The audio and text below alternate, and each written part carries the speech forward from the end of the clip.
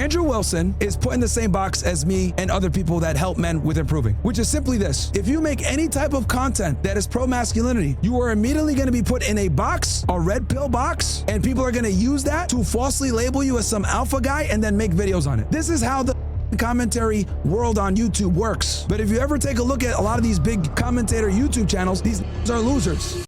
Myron, off topic, but what do you think about all the haters attacking Andrew Wilson when he's never been a red pill content creator, he's a Christian nationalist? What's your take? Yeah, you know, dude, I'm glad you asked that question. So for those of you guys that don't know, Andrew Wilson came out with a video yesterday. I actually saw part of it where he explains and debunks a lot of the allegations against him, because he's been going viral for a couple of clips from whatever. One where this like girl that he was debating made a comment about him being with Rachel when Rachel was in 2 prior long-term relationships / marriages. And they're like, oh, well, you're a red pill guy, so why are you doing that? And the reality is that Andrew Wilson is not a red pill guy. He's a Christian nationalist when it comes to ethics. Christianity is the foundation of his worldview, okay? It just so happens that his Christian foundation overlaps a lot with red pill ideology. Does that make sense, chat? Okay? But to call Andrew Wilson a red pill guy is disingenuous. But I'll tell you why they do that. Guys, there's certain terms on the YouTube search bar that just get views, okay? If you use the term red pillar or alpha male, what ends up happening is they put you in a box to be made fun of for AdSense. As you guys know that have been watching me for years, I've never once called myself an alpha male, okay? It's actually quite the contrary. My view on this is that you never call yourself alpha. Other people should recognize you as that, okay? That's how it should be. Acknowledging yourself that you are alpha is fucking stupid. Welcome, punch! Okay? But a lot of these YouTubers who are cucks and soy boys, right? Abba and Preach, Philion, Moist Critical, right? Dumbass Agent 00, right? A lot of these commentary channels, these guys are bitches. They're either centered or center left. So for them, anytime a creator goes towards the right or is center right or further, they like to label that individual as an toxic alpha male. They put everybody in one box. And they do that because the whole notion of self-improvement and traditional masculinity is still a topic that's ridiculed. Not only do women not respect men, but men don't even fucking respect men. See where I'm going here? If you're a man and you put your foot down and you maintain frame, you don't pedestalize women, you spin plates, you go to the gym, you take care of yourself, right? You work on your appearance, etc. People are going to say, oh, this is a toxic alpha male, because most men don't want to do the work, okay? The niggas that watch people like Abba and Preach are fat, loser, dirty motherfuckers 9 out of 10 times that don't really have a vested interest in self-improving. Rather, they would prefer to watch losers like Anus and Reach give their bullshit commentary, because Anus and Reach are more appealable to the average man because they're fat losers themselves. You see where I'm going with this? Okay?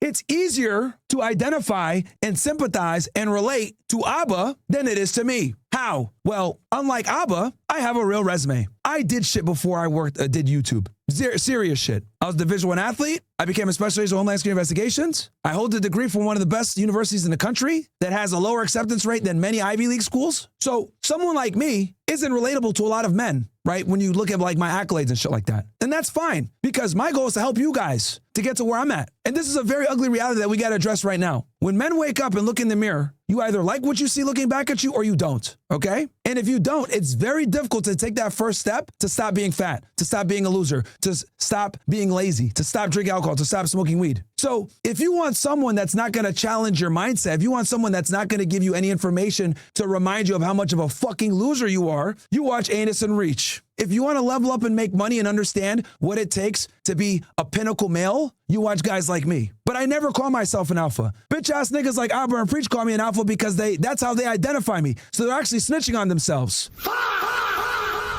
You see where I'm going with this? Bitch ass niggas like Moist Critical talk shit about us because he's a fucking soy boy cuck, okay? If Anus and Reach and Moist Critical and all these other bitch ass niggas were working at a Target or a CVS, you would see nothing different with them. The only difference between them and a lot of the people that watch them is somehow they became famous on YouTube. But they have zero skill set to actually impart on their audience. So what do they have to do? They have to criticize people that actually have done shit, that are a little bit more extreme, have a certain world purview, and label them as toxic alpha males or very rigid. But the reason why we're fucking rigid is because rigidness is what leads to success.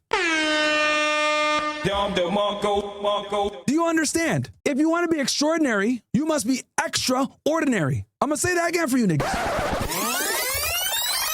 If you want to be extraordinary, you must be extraordinary. If you want to be special or the fucking man, you have to do things that other people are simply not willing to do, right? You got to put in the fucking work. Now, the reason why these commentary channels resonate with so many people is because, like I told you before, these niggas are losers. They got titties. They're fat. No accomplishments outside of fucking YouTube. So their viewership is like, yeah, this guy's a loser like me, woo. But what you don't know is that bitch ass Anus and Reach are millionaires. What you don't know is that they don't share their private life for a reason. What you don't know is that Abba's literally a sodomite, got fucked on all fours. What you don't know is Preach dances in fucking oil in his free time. What you don't know is Moist Critical is a fucking pussy that can help anybody go to fucking sleep with his drony ass voice. What you don't know is Philion is a failed fucking fitness YouTuber that couldn't make it in the fitness industry. Now he just criticizes everyone with his long shitty hair. Curtis Connor, a bitch ass leftist, he's a soy boy. See where I'm going with this chat? The people that make fun of me, no one looks up to. Nobody wakes up and says, I want to be like Abba. Nobody wakes up and says, I want to be like Preach and go lick a window right after. No one wants to be like Moist Critical and have to fucking, whenever they comb their long, shaggy ass hair, there's a bunch of fucking lice in the comb. Nobody wants to be like any of these niggas, bruh. So what these losers do is they give their mediocre takes while looking like their loser constituents that watch them to be more relatable. But what they don't realize is that these guys are millionaires and they're lying to you and they're trying to point out some narrative that they're just like you when they're really not. And on top of that, not only are they not like you, they don't provide you any information to not be like them. Does that make sense?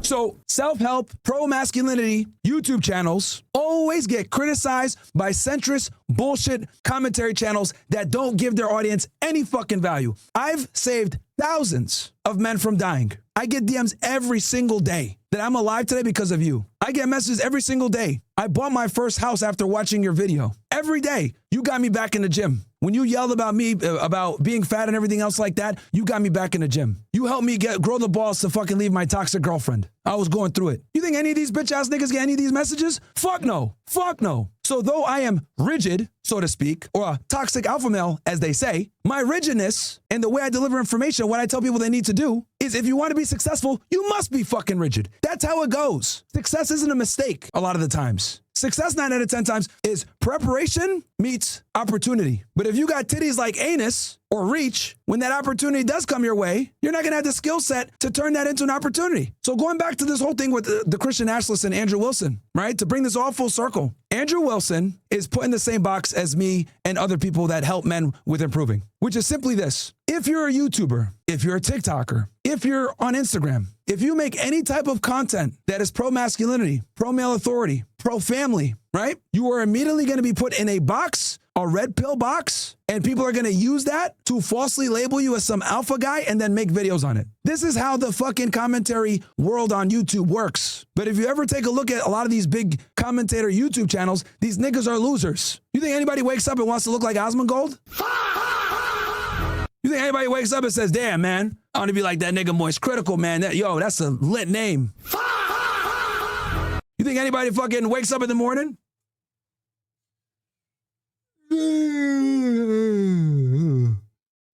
Ooh, man, shit. All right, man. Oof. I really want to get on all fours and get pegged tonight, man. Damn, I was setting a great trend. Like, nigga, no, get the fuck out of here, bro. Like, what? Like, what are y'all talking about? The fuck are you talking about, bro? To finish this rant here, okay? If you make pro-masculine content, they will always come for you. That's the reality, guys. Welcome, punch! But yeah, the people that label Andrew a toxic male red pillar are retarded because Christian ethics is what is the foundation of all of Andrew's arguments, which he's a fantastic debater, by the way. And since they can't beat him in the debate, what do? They take a clip. A lot of y'all don't fucking know this, right? Let's go back in time.